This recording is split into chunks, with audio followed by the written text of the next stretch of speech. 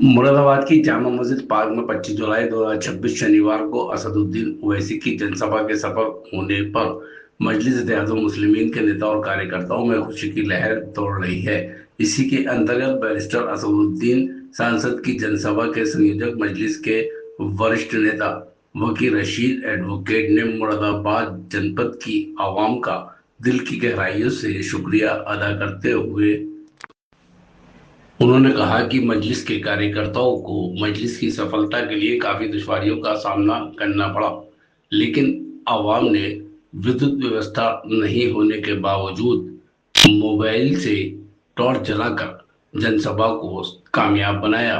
वे जनसभा में आने वाले सभी लोगों का बेहद शुक्रगुजार हैं। उन्होंने आगे जानकारी देते हुए बताया, सुनिए उन्हीं की जुबानी तहलका न्यूज चैनल पर। और अल्लाह मेरे दिल का हाल जानने वाला है। मैं यही चाहता हूं कि तुम नेता बनो, तुम सांसद बनो, तुम विधायक बनो, तुम लीडर बनो, तुम इस कलम से अपने मुकद्दर के फैसले करो। जी हजरत, मुरादाबाद के जामा मस्जिद पार्क में 25 जुलाई 2026 शनिवार को बैरिस्टर असदुद्दीन ओवैसी की सभा आयोजित हुई, जिसके आप संयोजक थे। इस सभा में क्या क्या आपके साथ दुश्वारियाँ आई, क्या क्या परेशानियाँ आई, अंधेरा रहा? बैरिस्टर ओवैसी साहब के लोगों को बड़ा इंतज़ार था और बैरिस्टर साहब ने वादा किया था कि वो मुरादाबाद आएंगे, चाहे आंधी हो या तूफान हो।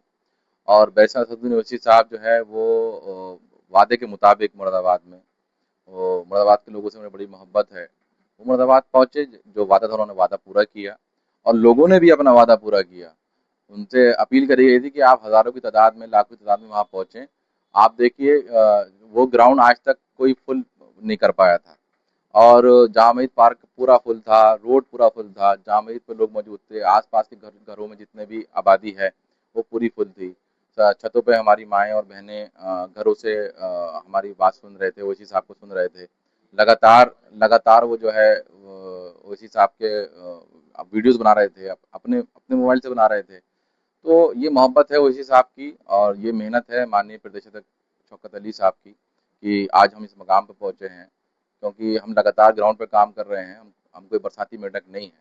हमने ये साबित किया है कि हम राजनीतिक दल हैं और बहुत ज़िम्मेदार राजनीतिक दल हैं और लोगों की समस्याओं के साथ, उनकी परेशानियों के साथ हम हमेशा साथ रहते हैं।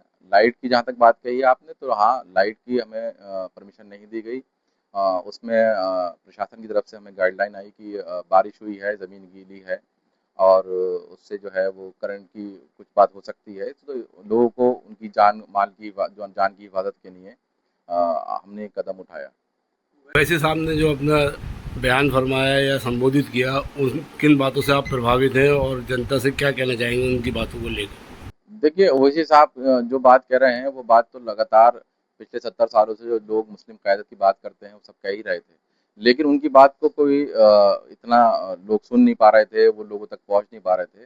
ये 70 सालों में पहली बार कोई एक मुस्लिम लीडर जो है वो निकल के आया है, जो जिसने पूरे हिंदुस्तान को प्रभावित किया है। विदेशों तक में ओवैसी साहब के ऊपर चर्चा होती है। तो बैरिस्टर ओवैसी साहब जितनी काबिल शख्सियत जो है वो आज आप जितनी पॉलिटिकल पार्टीज़ हैं उनके मुकाबले का कोई नहीं है। संविधान के रक्षक हैं, वो संविधान की बात करते हैं, संविधान को लागू करने की बात करते हैं। तो लोगों को बड़ा पसंद है ओवैसी साहब, उनकी बात लोगों को समझ में आती है और लोग जो है वो चाहते हैं कि बैरिस्टर ओवैसी साहब, मजलिस इत्तेहादुल मुस्लिमीन, माननीय शौकत साहब, ये सब लोग, मेहताब चौहान साहब, ये सब लोग इतने मजबूत हो जाएँ कि उनकी कोई बात उठाने वाला तो हो।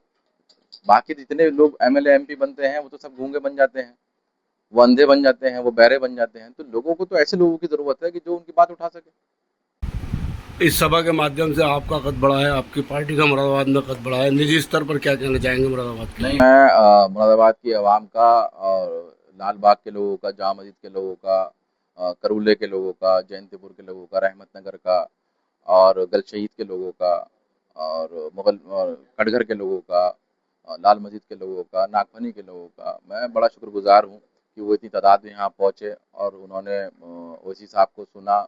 कीचड़ हो रही थी, बारिश हो रही थी और अंधेरा था और लोग जो है वो ओवैसी साहब को अपने मोबाइल से टॉर्च जला के जो है पूरा प्रोग्राम करवा दिया। तो ये बड़ी बात है। कि क्या कहना चाहेंगे? आज 27 जुलाई है, एपीजे अब्दुल कलाम जी का विशाल हुआ था, आज के दिन इंतकाल हुआ था उनका, और वो युद्ध स्तर पर और नेताओं का मनाया जाता है, जबकि मिसाइल मैन है वो, उनके लिए 2 लफ्ज़ क्या कहना चाहेंगे? देखिए मिसाइल है, उन्होंने न्यूक्लियर प्लांट डेवलप करके दिया पूरा, और भारत को उन्होंने सशक्त किया विश्व पटल पर भारत की साख को उन्होंने बढ़ाया है, और भारत की सुरक्षा के लिए उन्होंने बहुत काम किया। तो एपीजे अब्दुल कलाम साहब जो भारत रत्न भी हैं, उनके लिए तो सरकार की तरफ से बहुत बड़े प्रोग्राम होने चाहिए थे।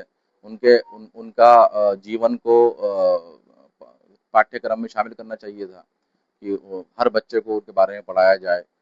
और मेरी तो पूरी उम्मीद है कि आने वाले कल में सरकार कोई ऐसी स्कीम लाए जिसमें एपीजे अब्दुल कलाम साहब को, नवाब मज्जू खां को, इन सब लोगों को पढ़ाया जाए। जो आजकल की राजनीति है, बांटने की राजनीति है, हिंदू मुस्लिम की राजनीति, उसके लिए क्या कहना चाहेंगे? ये तो हमारे लिए एक श्राप है, और हमें बड़ी तकलीफ है कि जो लोग भी ये बात करते हैं हिंदू मुस्लिम की या जाति की, धर्म की, तो ये लोग जो है वो संविधान के खिलाफ काम कर रहे हैं, और सरकारें जो हैं वो आंखें मूंद के बैठी हैं, सरकारें उन पर एक्शन नहीं कर रही, और वैमनस्य फैलाया जा रहा है समाज में। आपके मशवरे गाजियाबाद के पंडित जी थे, मनमोहन जी, क्या कहना चाहेंगे? नहीं, देखिए हिंदू मुसलमान सब पार्टी से जुड़ रहे हैं, हर इलाके में जुड़ रहे हैं, और जो हमारे हिंदू भाई हैं, ब्राह्मण हैं, ठाकुर हैं, दलित समाज के लोग हैं, ओबीसी समाज के लोग हैं, सब समझ रहे हैं कि बैरिस्टर असदुद्दीन ओवैसी जो है वो मजलूम के साथ है। जुल्म किसी पर भी हो, जब कश्मीरी पंडितों पे जुल्म हुआ तो पार्लियामेंट के अंदर सबसे पहले जो है वो बैरिस्टर असदुद्दीन ओवैसी साहब ने 2014 में इस पर आवाज उठाई थी। 2027 के विधानसभा चुनाव पर कितना इसका असर पड़ेगा आपके इसका प्रोग्राम का, क्या कहना चाहेंगे? देखिए प्रोग्राम का असर तो लोगों पर है ही, क्योंकि असर मेन प्रोग्राम का नहीं ओवैसी साहब का है, और बैरिस्टर ओवैसी साहब लगातार लोगों से अपील कर रहे हैं कि अपनी क़यादत खड़ी करिए।